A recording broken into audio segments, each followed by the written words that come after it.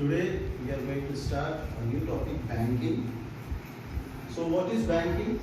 Let us say the business of receiving, safeguarding and lending of money is actually called as banking, which is written on the board. You can take it down.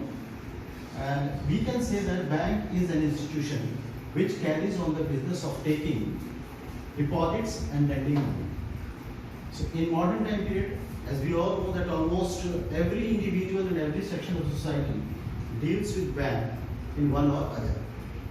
So now, how to deal with the bank? That is very important.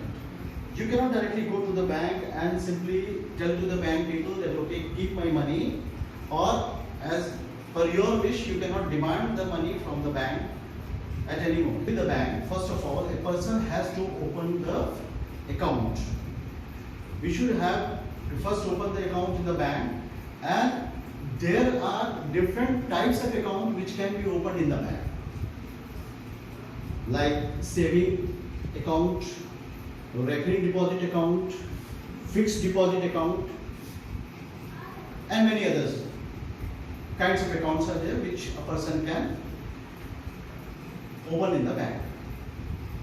Now for all these different types of accounts, you will find that there are different ways of transacting the money. How to deposit the money and how to withdraw the money. Different terms and conditions are there which a man has to follow as per the banking rules and regulations.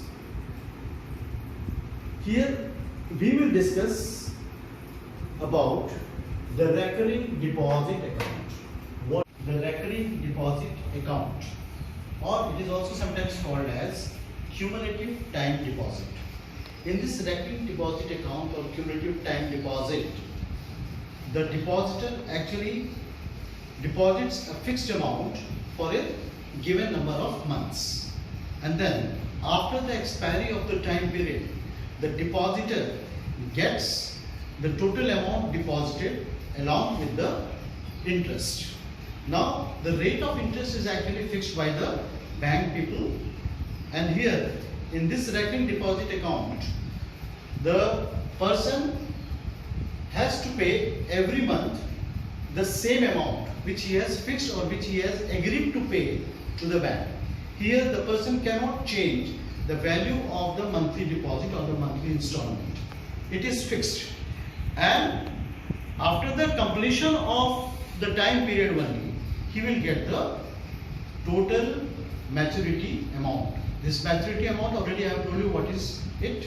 This maturity amount is nothing but the total amount deposited by the depositor plus the interest obtained on that total deposit. If you add up these two things, you will get the total maturity amount. So we will discuss how to calculate the interest and the maturity amount on the recurring deposit account problems.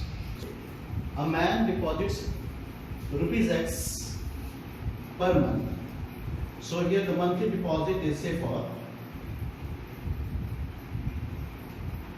monthly deposit, say for rupees X. Time is say for n months, and rate of interest is R%. Now for n months the man is going to deposit the money.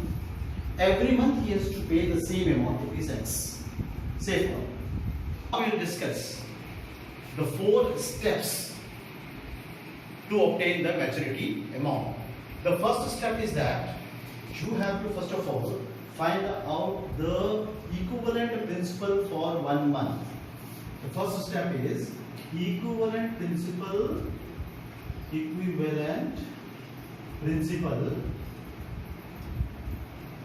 for 1 month. That is P. Let us take it as P is equal to monthly deposit, that is rupees X, or you can write in the words first, monthly deposit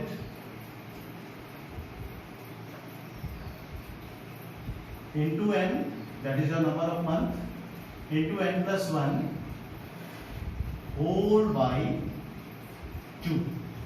This will give you the principal, equivalent principal for 1 month on which we will be calculating the interest.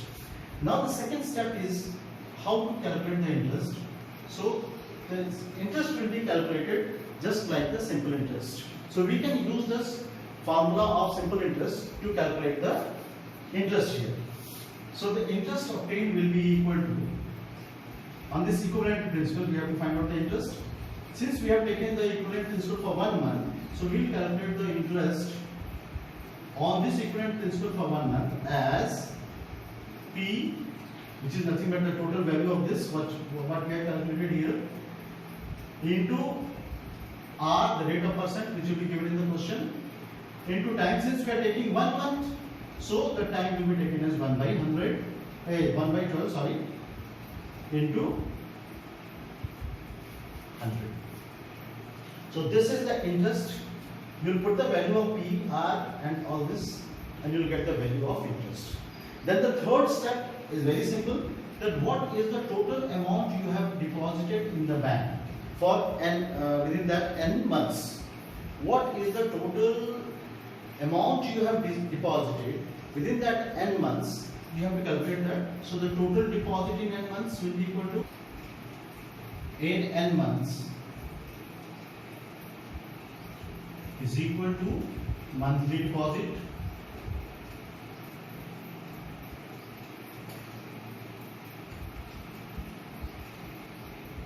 into number of months.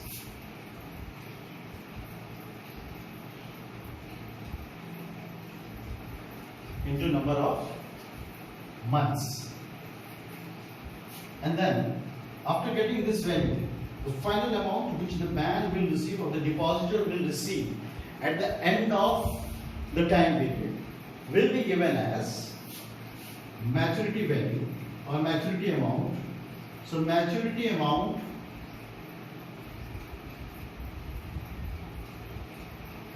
is equal to, we can say, total deposit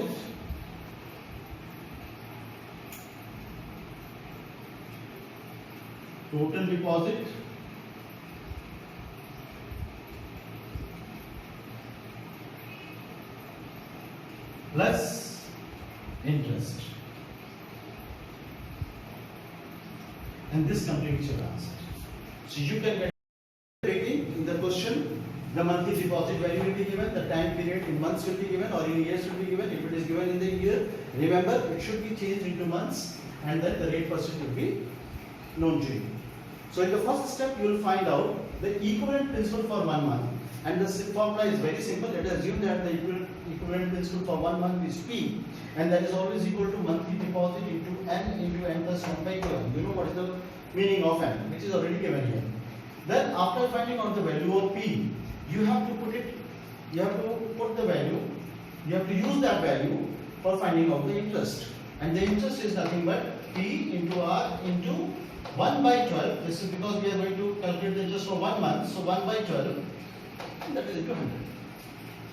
And the third step, after calculating the interest, you have to find out that what the total amount the man has deposited in that given time period. That is nothing but monthly deposit into number of months. Multiply it, you will get the value. And then finally, at the end, that means after completing the time period, the maturity amount which the man will receive from the bank will be equal to time total deposit plus interest. And that will be the answer.